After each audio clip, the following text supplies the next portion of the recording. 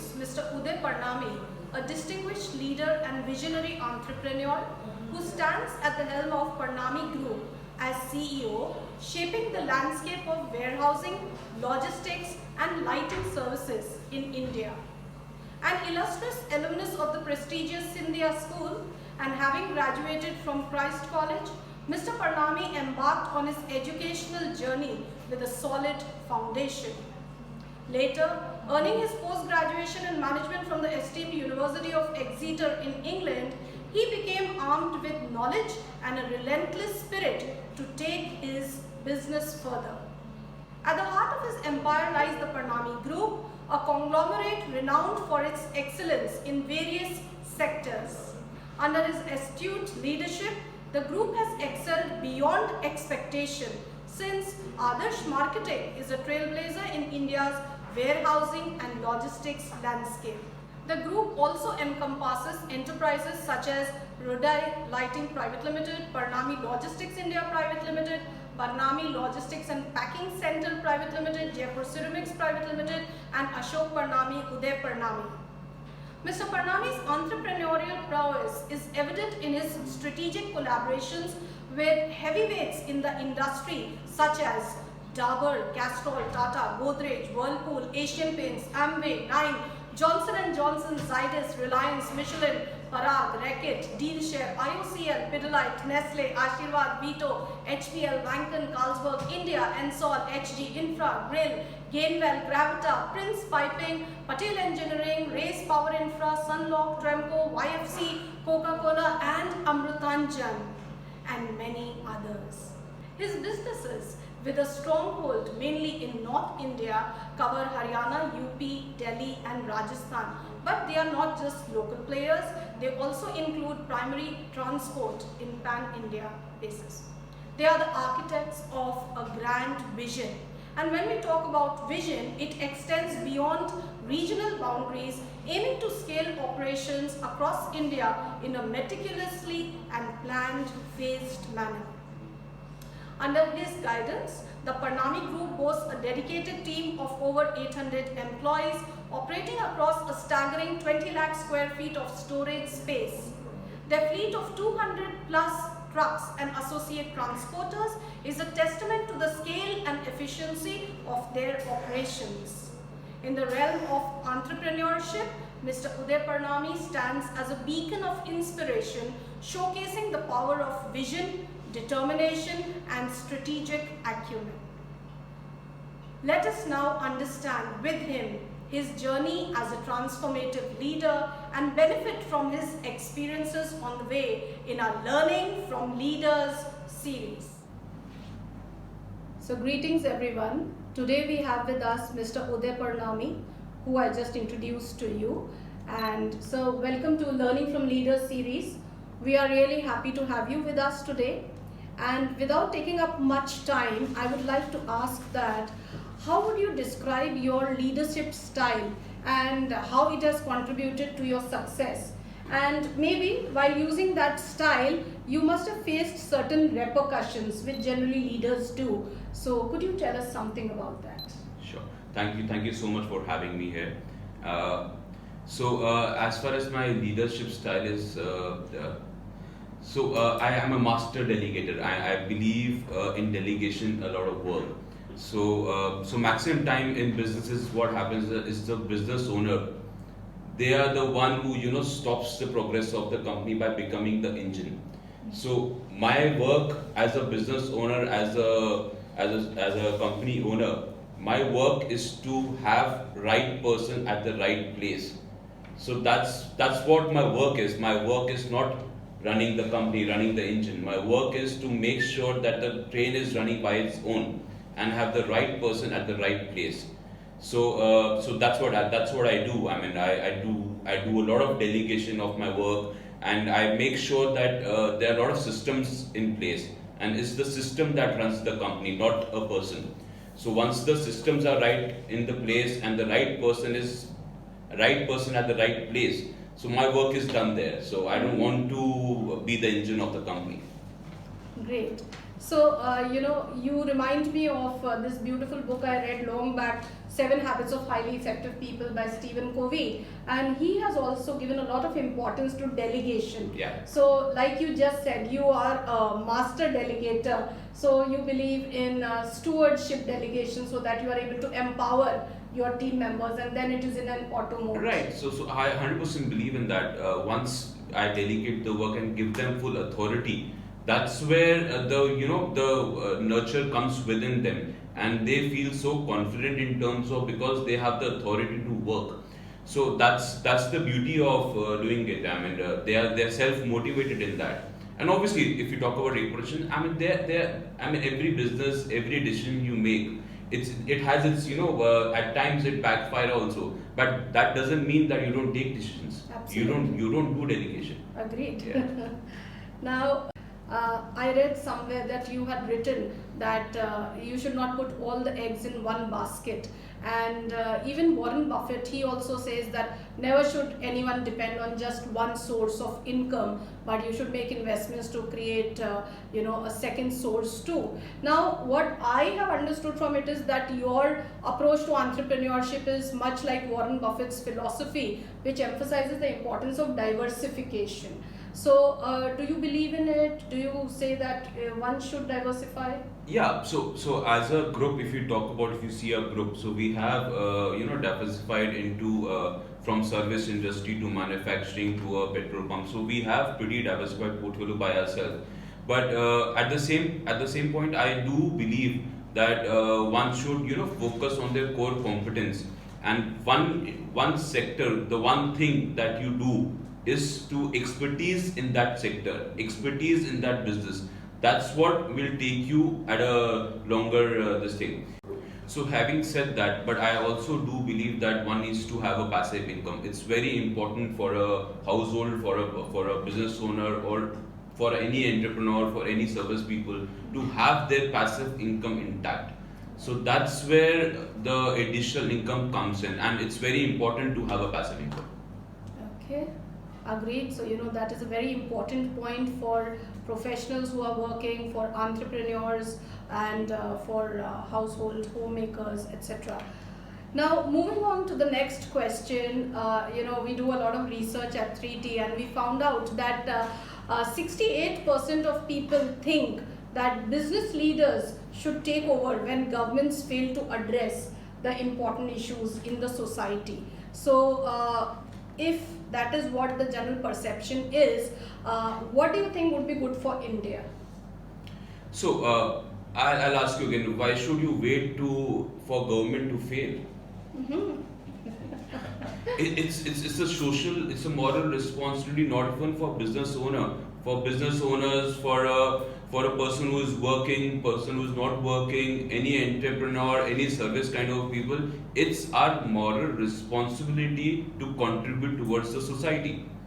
So why should you wait to government to fail? You should work in a collaboration with government to make sure that you are contributing something to the society. Absolutely. And nowadays there are a lot of examples I can give you where big corporates are coming in together, joining hands with the government and contributing towards CSR. So that's a great initiative that the government has taken, and even the corporates have taken. So I think so you should not wait for anyone to fail. As a person, as a human being, it's your moral responsibility to serve your society. So, sir, if I can, ask a counter question there from you, that as a businessman, you are doing very well. But tomorrow, if we say that, can you take over as a politician and do, better things for our country? How prepared are you for that? So as I said, I mean, so I don't need to be in government to contribute to a society. But obviously, if given a chance, why not? I mean, however way I can contribute towards the society, towards the nation, I'm more than willing to work towards that. But again, as I said, you don't need to be in government to contribute towards the society. Understood. Absolutely. Great. So, moving on to the next question, which I'm sure our viewers would want to know about, is that change management. Now, the disturbing statistics here is that about 67% of change initiatives fail, and only 34% of such initiatives are successful. Now, when we talk about Adarsh marketing, it falls into the bracket of these 34% success stories. My question to you is that how were you able to, have sustained change in the companies, and what advice would you give related to change management, so that it is not just surface change but it is deep down also. For example, you might have read a very recent news which has come about is that NCRT panel has suggested replacing India with Bharat in all the books. So that's just an example. So tell us in context of businesses how change should be initiated. So I believe change is the only constant in our life. So you talk about 34% that are successful. So, but that 34% which are successful are making the maximum changes. They are making the maximum headlines towards the success of their. So I believe change is the only constant, and you need to keep evolving in that. You just can't be stuck. If a change is not working for you, then change again. Then change again. Right. So if you don't change with the time, with the speed of the nation which is growing, with the new technology which is coming in, then somewhere down the line you are making yourself as a backward. You taking a step back. So I believe, and that's what we have tried to do in our company also. And again, change comes from the top level. You can't expect a person who is working with you to change, and at the same time you are at the same level. Right. You need to change with them. You need to drive the change. Once you start driving the change, that's where the magic happens. Great, absolutely. So that's a very good piece of advice, and here also we see that all the major types of creativity, we call it major changes or minor changes, creativity, innovation also plays a very important role to bring about some substantial change. And as you said, with speed, time, technology all being incorporated, we need to continuously think about what to change next to stay ahead of times. Right. So Mr. Parnami, if you have to give any one piece of advice to the younger generation and working professionals, or I would ask for more nuggets of knowledge from you, what would they be? So I always believe in more. So I'll give you a couple of things which generally I try to follow and I believe in. Right. So the first and the foremost thing which comes the first in mind is the discipline. I mean, as far as you are disciplined in life, you can do wonders in life. But that's the most important thing. You need to be disciplined in life. If you have a certain regime in your daily schedule, follow that. The best thing you can do is that you should not break your own promise. Oh. Whatever promise you make to yourself, just try to keep to that. Great. Yeah. And second, I believe that the self-respect also comes as a part of the discipline. You need to have that self-belief. If you don't believe yourself, then how do you expect others to believe you? So self-belief is one thing that daily drives me, and I try to affirm a lot of positive things in my life. So positivity and self-belief, it goes hand in hand. So I do believe in that you need to affirm positive with your life, and that's where the magic happens. And the last thing I would also like to advise, because we have seen a lot of ups and downs in last 3-4 years with COVID coming in, and a lot of things which has changed with AI coming in. So a lot of business have gone through the turbulence time. So, but I believe that that's where the new opportunities comes in. So there's a very famous quote that I read. So he's a racer. I'm not able to recollect his name, but he quoted that you can't overtake 15 cars in a sunny weather, but you can when it's raining. So that's so tough time creates opportunity. It's how you capitalize on that. Yeah. Great. So we totally agree with his point of view, and wonderful knowledge nuggets he shared with all of us. Now, something on the personal front which we all want to know besides the professional success aspects that we've covered is that what are your major habits which have contributed to the kind of personality that you have evolved into?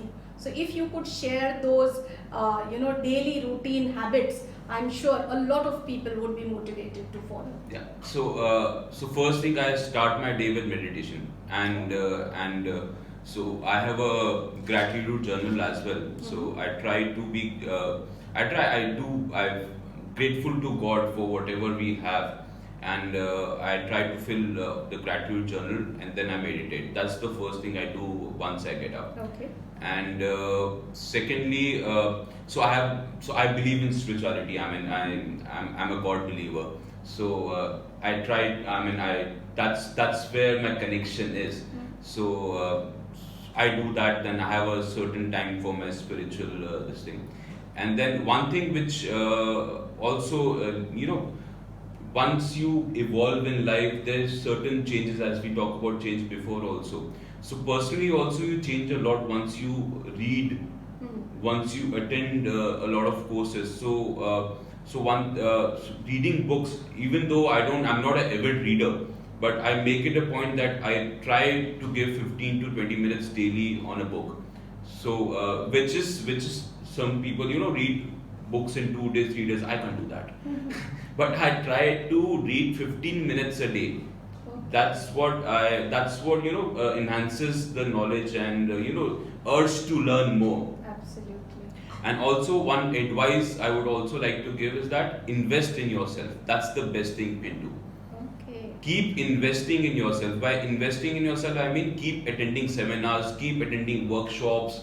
That's where you gain the maximum knowledge and you'll get to know what is happening. So I have a budget for investing in myself yearly. So whatever salary I withdraw, I do a certain percent that this person will go in investing in myself.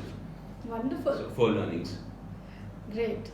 So with that, we would thank Mr. Udai Parnami for being with us today, and to summarize the key takeaways from him, the first thing that he has talked about is delegation.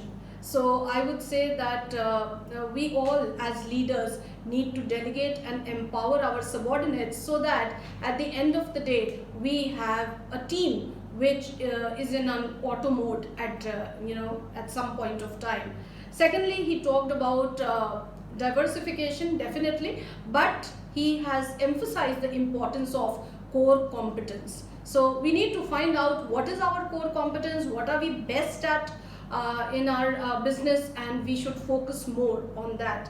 Thirdly, he has talked about the moral responsibility about contributing to the society. So talking about CSR or not waiting for governments to fail. And here the best part is that he says if given a chance as a businessman, he is also ready to take on the reins of the country. Then the fourth thing that he has talked about is change management, where it is very important for the leadership to drive the change. So we are here talking about top-down approach to make sure that the change is substantial.